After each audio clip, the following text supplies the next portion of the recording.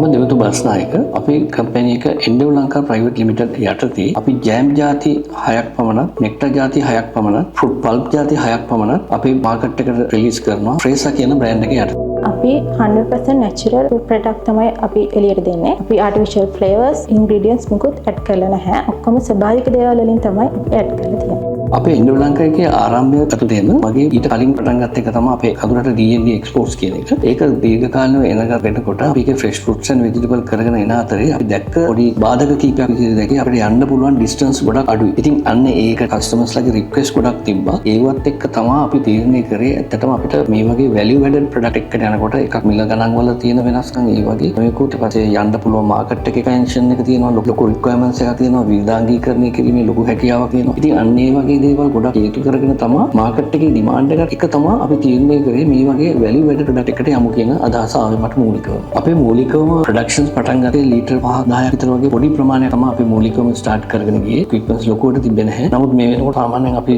Litre 200 විතර වගේ ප්‍රමාණයකින් අපි නිෂ්පාදනය සිද්ධ වෙනවා. නමුත් අපේ දැන් ඉරි මාස කිහිපය ඇතුළත බොහෝ විට මේ අවුරුද්ද හෝ ඉදිරියට මාස කිහිපය ඇතුළත අපේ මේ ප්‍රොඩක්ෂන් එක එක්ස්පෑන්ඩ් කරලා එක්ස්පෝර්ට් මාකට් එකට අඩුම ගානේ මාසයකට කන්ටේනර් එකක් දෙකක් විතරවත් යවමු කියන අදහසින් තමයි අපි වැඩ එක කරගෙන යන්නේ. ඒකට අපිට කන්ටැක්ට්ස් තියෙනවා, සම්බන්ධතා තියෙනවා විදේශ රටවල් සමග. බලාපොරොත්තු වෙන බොහොම ඉක්මනින් ඒ ටාගට්ස් වලට යන්න. 2020 නොවැම්බර් වගේ කොවිඩ් වසංගතයත් එක්ක තමයි ආරම්භය සිද්ධ වුණේ. අපි 2021 අගභාගයේ වගේ වෙනකොට තමයි අපේ ප්‍රොඩක්ට් ඩෙවලොප්මන්ට්ස් පටන් ගත්තේ. සේවක සංඛ්‍යාව දෙන්නෙක් විතර වගේ තමයි මට මතක විදිහට ඒ කාලේ අපි වැඩ කරේ. නමුත් දැන් මේ වෙනකොට ආඩම්බරකයන්ද අපිට සේවක සංඛ්‍යාව 13ක් 15ක් අතර වගේ ප්‍රමාණයක් පිට එක්ක වැඩ කරනවා. ඒකෙනුත් විශේෂයි වාදිදාරීන්, ඒ වගේම කාර්මික විද්‍යාලවල ඉගෙනගමු ලබන සහ ඉගෙනගමු ලැබූ සේවකයන් ගොඩක් ප්‍රොෆෙෂනල්ස් ලා තමයි ඉන්නේ. ඔක්කොම විශේෂයි මේ පැත්තට. ඒත් එක්කම ප්‍රාදේශීයව ඉන්න ජනතාවට තමයි මේකේ සේවය ලැබිලා තියෙන වැඩිපුරම. ඒත් එක්කම කාන්තා නියෝජනය 90ක් 95ක් විතර කාන්තා නියෝජනයක් සිද්ධ වෙනවා මේ. අපේ ව්‍යාපාරයේ තියෙන චැලෙන්ජස් ගැන අපි කතා කරොත් එහෙම අපිට තියෙන පළතුරු වල හිගේ. මේ පළතුරු හිගේට දැන් අපි ෂාප් එකත් එක්ක එකතු වෙලා ඒ වගේ ගවර්න්මන්ට් ඕගනයිසේෂන් එක්ක එකතු වෙලා අපි දැන් ගොවියෝ ප්‍රවර්ධනය කිරීමේ නැත්නම් ෆාමර්ස්ලා 200ක් 300ක් අපි රෙජිස්ටර් කරන අපි ෆෝවර්ඩ් ඇග්‍රීමන්ට් එකක් එක්ක වැලියු චේන් එකක් ඩෙවලොප් කරන ගමන්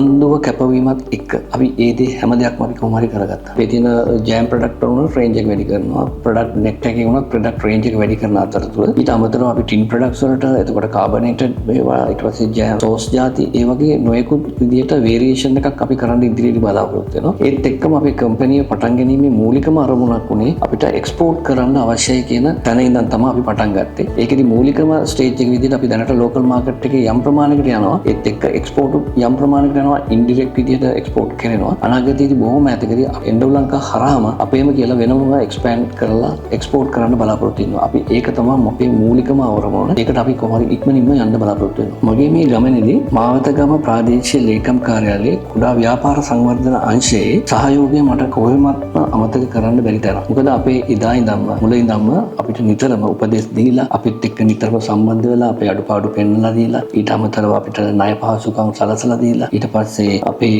මාකට් එක එක්ස්පෑන්ඩ් කරන්න අවශ්‍ය වෙන විශේෂයෙන් එක්සිබිෂන්ස් and fairs or trade fairs ඒ වගේ දේවල් වලට සම්බන්ධ කරලා තියෙනවා. ඒ විතර නෙමෙයි අතන විදේශ fairs වලට ඉතින් අපිව සම්බන්ධ කරලා දුන්නා. විශේෂයෙන්ම මතක් කළ යුතු level up ජාතික වැඩසටහනේ මාවතගම ප්‍රාදේශීය ලේකම් කොට්ටාසියෙන් හඳුනාගත් ව්‍යවසායකයන් 15 දෙනා අතරට අපේ එන්ඩෙව් ලංකා ආයතනයත් සම්බන්ධ කර ගැනීම හැකියීම අපි ලැබපු ලොකුම ජයග්‍රහණයක්. විශේෂයෙන් අවුරුදු 15ක් පමණ විදේශ වෙළඳ පොළත් සමග ගනුදෙනු කරන ව්‍යවසායකයෙක් විදිහට එක්ස්පෝර්ටර් කෙනෙක් විදිහට පමණක් නෙමෙයි ප්‍රොඩියුසර් කෙනෙක් විදිහට තියෙන එක්ස්පීරියන්ස් එකෙන් මම අලුතෙන් ව්‍යවසායකත්වයට පැමිණෙන කෙනෙකුට දෙන උපදේශය තමයි සුළුවෙන් හරි කමක් නැහැ. ඔයගොල්ලන්ගේ තමන්ගේ පුළුවන් ප්‍රොඩක්ට් එකක් පටන් ගන්න. ඒකදී යම් ප්‍රමාණයකට හෝ රිස්ක් එකක් අවදානම් තත්ත්වයක් බාර ගන්න. නමුත් අපි ඒකදී කියනවා කවුන්ටබල් රිස්ක් එකක් ගන්න. අරගෙන කුඩා මට්ටමින් පටන් ගන්න. ලොකු දේවල් කරන්න යන්න එපා ඉස්සරලාම. මුලදීම කුඩා වශයෙන් පටන් ගන්න. ඊට පස්සේ ග්‍රැජුවලි ඒක ඉන්ක්‍රීස් කරගෙන යන්න අවශ්‍ය මට්ටම් වලට. ඒකදී නොයෙකුත් බාධක එන්න පුළුවන්. ඒ හැම දෙයක්ම තමන්ගේ එක්ස්පීරියන්ස් එකක් විදිහට අරගෙන යන්න. විශේෂයෙන් කුඩා මට්ටමේ පටන් ගන්නකොට තියෙන එක වාසියක් තමයි තමන්ට හොඳ එක්ස්පීරියන්ස් එකක් ගන්න පුළුවන්. ලොකු මොනවා හෝ